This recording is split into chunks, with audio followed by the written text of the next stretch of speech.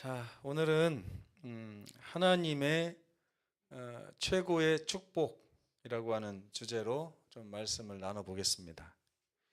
AI한테 제 사진을 주면서 한번 만들어봐 했더니 저를 이상하게 저를 안 닮았어요, 보니까. 그죠? 근데 이제 제가 꿈꾸는 모습인데 하나님과 손 붙잡고 이렇게 동행하는 모습을 한번 나름대로. 근데 아무리 명령을 내려도 만족스럽게 그려주질 않아가지고요. 그 중에 최고 괜찮은 걸 그냥 가져왔습니다.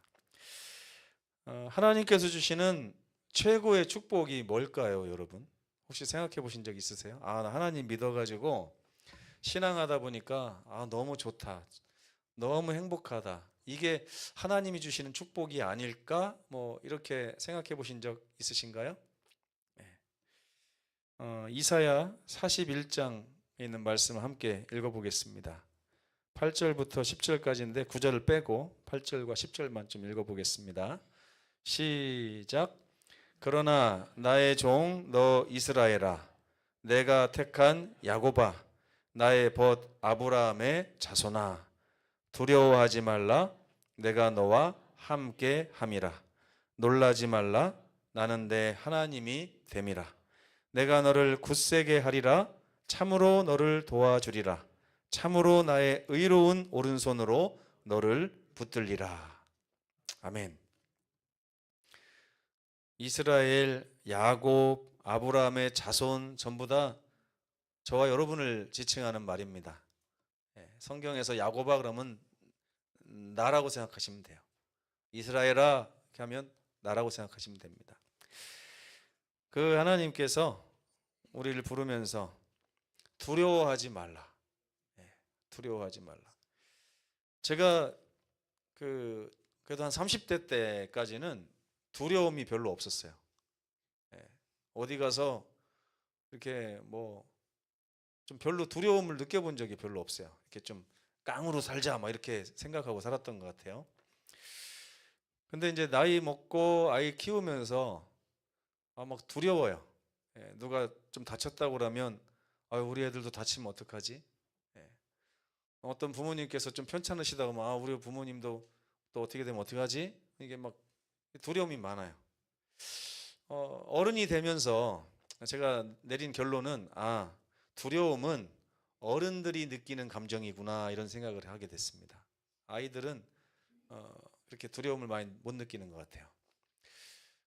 뭐 물론 느끼겠죠. 뭐 귀신이 무서워요, 도깨비 무서워요 할 수 있지만 그런 두려움보다는 인생이라고 하는 이 자체, 인생의 그 진면모를 보면서 인생이라는 것이 사람에게 엄청 두려운 현장이구나 하는 것을 우리가 깨닫는 나이가 되면 그 두려움을 느끼게 되는 것 같습니다. 제가 이 성경을 읽으면서 예전에는요, 두려워하지 말라 이 말씀을 저도 사용을 많이 했었어요. 저희 집에서 학교를 왔다 갔다 하거나 교회를 왔다 갔다 하면, 학교는 뭐 낮에 가지만 교회는 밤에 가는 때도 있잖아요. 근데 그 중간에 한 1.5km 되는 그 길 중간에 묘지들이 있어요. 저희는 산촌이라 산이거든요. 근데 그 묘지가 가로등과 가로등 사이에 있습니다. 그 묘지쯤 가면 엄청 어두워요. 가끔씩 도깨비 불도 나타나요. 이게 비가 올 때나 이럴 때는. 그러니까 무섭잖아요. 그러니까 동생이 엄청 무섭다고 하고 저도 무섭다고 하면 교회에서 이제 선생님이 알려준 방법으로 가다가 찬미를 하면 두려움이 없어진다 그래가지고 찬미를 부르고 막 뛰어가지고 그 자리를 벗어나기도 하고 이렇게 했었습니다. 저는 예전에 이 말씀을 읽을 때는 그런 두려움을 이야기하는 줄 알았어요. 뭐 그것도 맞겠죠. 하지만 지금 이 말씀을 다시 읽어보니까 지금 내가 느끼는 두려움은 그 어렸을 때 느꼈던 두려움하고는 다르더라고요.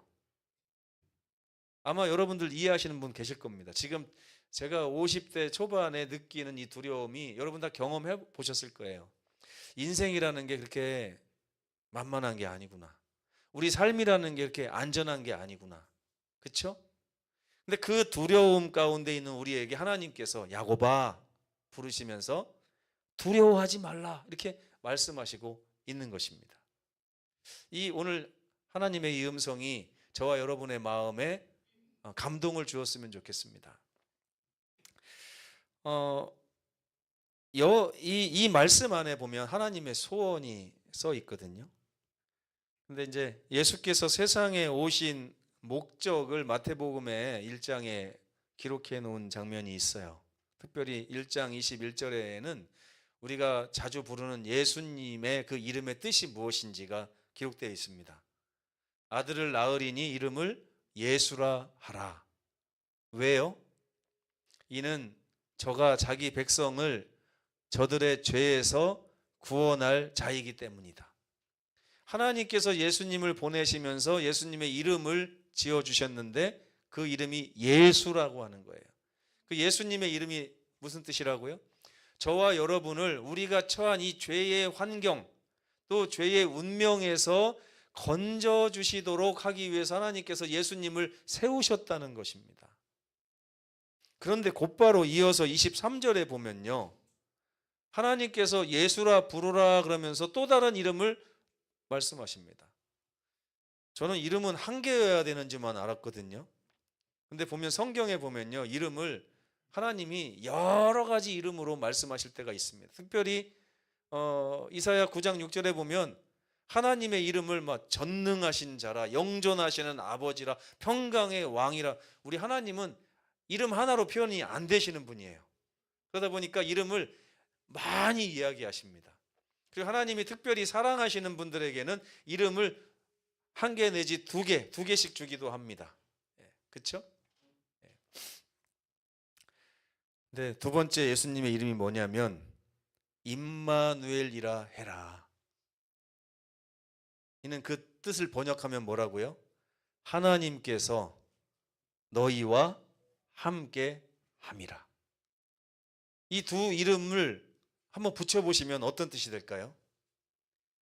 하나님께서 우리와 너무너무 함께 하고 싶으셔가지고 자기 아들을 보내셔서 우리를 그 죄 가운데서 건져내라 명하셨다는 것입니다. 아멘. 네. 하나님의 소원은요, 우리와 함께 하고 싶어 하신다는 것입니다. 함께 하고 싶. 여러분 노아 홍수 잘 아시죠? 1656년 창조 후에 불과 1656년 만에 하나님께서 이 세상을 물로 그냥 싹 쓸어버리셨습니다. 그럼 원인이 무엇이었을까요? 성경에 창세기 6장에 보면 하나님께서 물로 세상을 좋아서 덮으신 게 아니에요. 좋아서 멸망시키신 게 아닙니다. 정말 마음의 슬픔을 느끼고 눈물을 흘려가면서 하나님께서 이 세상을 어쩔 수 없이 멸망시키셨던 그 원인에 대해서 창세기 6장 3절에는 이렇게 기록해 있습니다. 여호와께서 이르시되 나의 영이 영원히 사람과 어떻게 한다고요? 함께하지 못할 지경이 됐구나. 하나님의 소원은 우리와 함께 하시는 거예요. 그분의 성령의 임재를 통하여 우리와 함께 하시는 것이 하나님의 소원인데, 이 홍수 때 어떤 지경에 이르렀냐면 이 세상의 모든 사람들의 마음이 하나님과 함께 할 수 있는 상태에서 이 너무나 타락을 한 것입니다. 그래서 그들이 영적인 존재가 아니라 이제는 하나님의 영이 절대로 함께하지 못할 완전한 육신이 되었구나, 이렇게 말씀하시면서 하나님께서 탄식하시는 장면이 나오는 것입니다. 노아 홍수의 원인은 더 이상 하나님이 함께 하실 수 없게 된 사람들의 상태 때문에 어쩔 수 없이 일어난 일이라는 것을 알 수 있습니다. 하나님께서는요, 우리와 함께하지 못하실 때에 너무너무 슬퍼하십니다. 왜냐하면 우리를 너무 사랑하시기 때문에 그렇습니다. 저는 요즘에도 계속 과거를 그리워하며 살고 있습니다. 과거에 얼마나 부자로 살았는지 그런 게 아닙니다. 그냥 다른 것 때문에 과거로 돌아가고 싶은 게 아니라 어디 집 밖에 나갔다가 출장 갔다가 딱 오면 우리 아이들이 아빠 그러면서 떼어오는, 그래서 품에 확 안겨오는 그 맛을 잊지를 못해요, 제가. 근데 요즘에는요, 한 이틀을 어디 갔다 와도 방에서 나오질 않습니다. 얘들아, 아빠 왔다, 엄마 왔다 그러면 예, 그냥 말아요. 그럼 이제 화가 나죠. 나와보지도 않냐? 그러면 또 빼끔 내밀고 그러고 또 들어가요. 참 너무 슬픕니다, 이게. 우리 딸하고 껴안고 자고 이런 게 몇 년 동안 얼마나 행복했는지 몰라요. 요즘에는 같은 방에서 잠도 못 자게 합니다. 그래서 제가 옆에 가려고 하면 절로 가래요. 교회로 가라고도 안 하고 절로 가라, 절로 가라. 여러분, 사랑하면 함께 하고 싶은 거예요. 사랑하면 만지고 싶고, 사랑하면 안아주고 싶고. 근데 하나님께서 우리를 사랑하신다고 성경에 얼마나 많이 써 있습니까? 근데 그 하나님의 소원이 여러분 만지고 싶은 거예요. 여러분과 손 잡고 싶은 것이고, 여러분과 하루 종일 동행하고 싶고, 여러분과 같은 밤을 같은 방에서 지새고 싶어 하시는 것입니다. 근데 여러분, 하나님이 나 왔다 그러면 여러분 방에서 문 열어요, 안 열어요? 오죽하면 계시록 3장 20절에 볼지어다 내가 문 밖에 서서 두드리노니. 제가 이 말씀을 요즘에 아주 체감을 많이 하고 있습니다. 매일 우리 아들 방문해서 두드리고 있어요, 제가. 단우야, 문 좀 열어봐. 얼굴 좀 보자.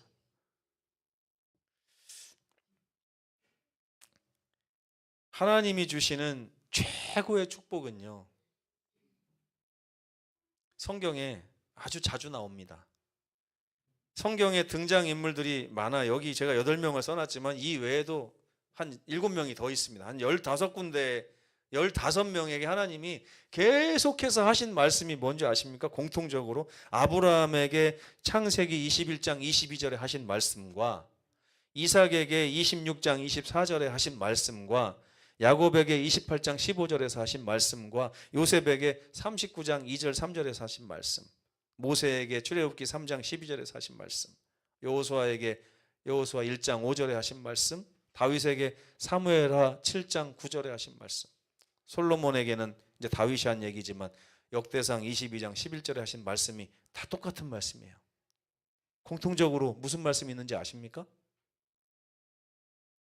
아세요, 모르세요? 내가 너와 함께 있어, 이 말입니다. 내가 너와 함께 있어. 하나님께서 당신의 사랑하는 자들 15명에게 성경에 보면 공통적으로 내가 너와 함께 있겠다, 세상 끝날까지 너희와 항상 함께 있으리라, 이 말씀은 누구에게 하신 거예요? 마태복음 28장에. 이거는 우리를 위해서 하신 말씀이죠. 그러니까 말하자면 성경에 아브라함부터 우리에게 쭉 이어지기까지 하나님께서 늘 갖고 계신 소원이 뭐라고요? 저와 여러분에게도 너와 함께 있고 싶다. 너와 함께 있고 싶다. 여러분, 하나님에게도 한번 절로 가라고 해보십시오.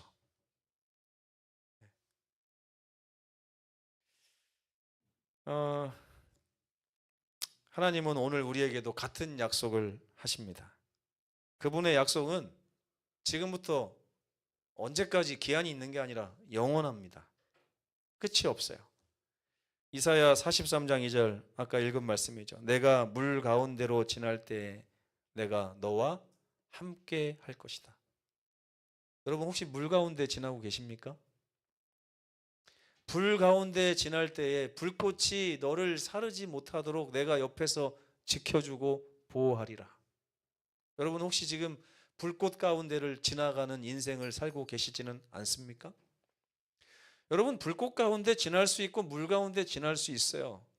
그러나 중요한 것은요, 그 시기에 우리 하나님께서 우리 곁에 반드시 계시다는 것을 잊지 않아야 된다는 것입니다. 예레미야 46장 28절, 내 종 야곱아 내가 너와 함께 있나니 두려워하지 말라.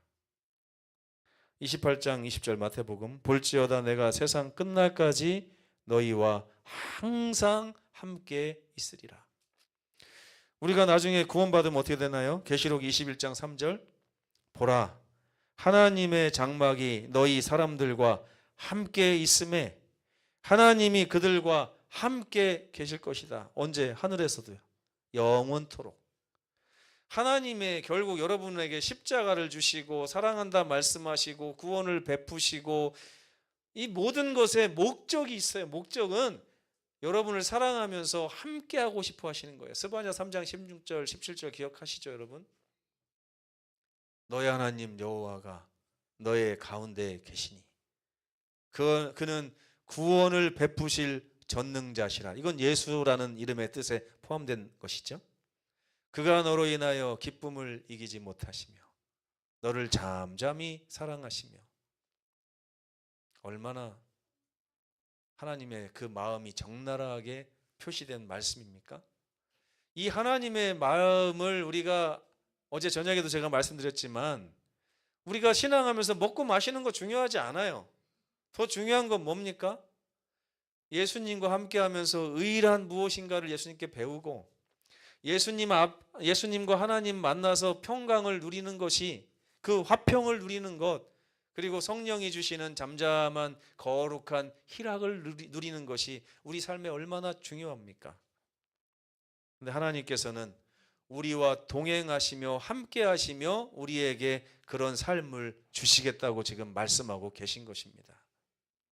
여러분, 지난 한 주일 동안 하나님과 여러분의 거리는 몇 보였습니까?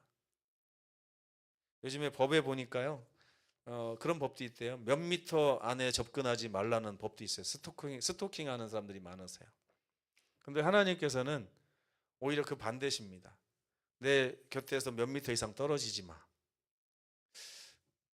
여러분, 그런 말 해보신 적 없으세요?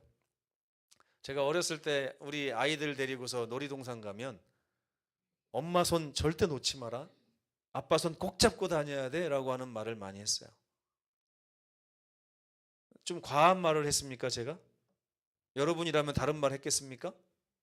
여러분도 똑같이 하시겠죠? 왜요? 손에서 떨어지는 순간 그 아이들의 삶은 어떻게 될지 모릅니다.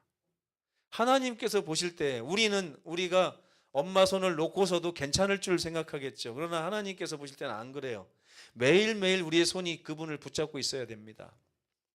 근데 여러분, 지난 한 주일 동안 그분의 손을 잡고 있었을 때가 많았어요? 아니면 떨어져서 나 혼자 홀루랄라 이렇게 살았던 시간이 많았습니까? 이건 정죄하려고 드리는 말씀이 아니에요. 여러분이 얼마나 위험한 일주일을 살고 오셨는지를 제가 말씀드리고 있는 것입니다. 하나님의 소원은 우리와 함께 계시는 것이고 성경은 그것이 우리에게 최고의 축복이 될 것이다라고 분명히 말하고 있습니다. 약속된 축복을 누리고 싶으시죠, 여러분? 네, 이 약속된 축복을 누리시기를 간절히 바랍니다. 신앙생활에서 가장 중요한 일을 제가 좀 말씀드릴게요. 이번 주 목요일에도 우리 유인수 선생님, 박선아 사모님과 성경 공부하면서 제가 드린 말씀인데, 우리가 성경을 배우면서 지식은 자꾸 늘어나는데 정작 해야 될 일, 밟고 넘어가야 될 그 지점에서는 우리가 그 일을 하지 못할 때가 많습니다. 신앙생활에서 가장 중요한 일이 뭔지 아세요, 여러분? 성경이 말하고 있는 그 하나님은 지금도 살아계신 하나님입니다. 아멘입니까? 근데 그 성경이 말하는 하나님을요, 그냥 머리로만 이렇게 하나님 계시다 이렇게 하면서 신앙하는 게 다가 아니에요, 여러분.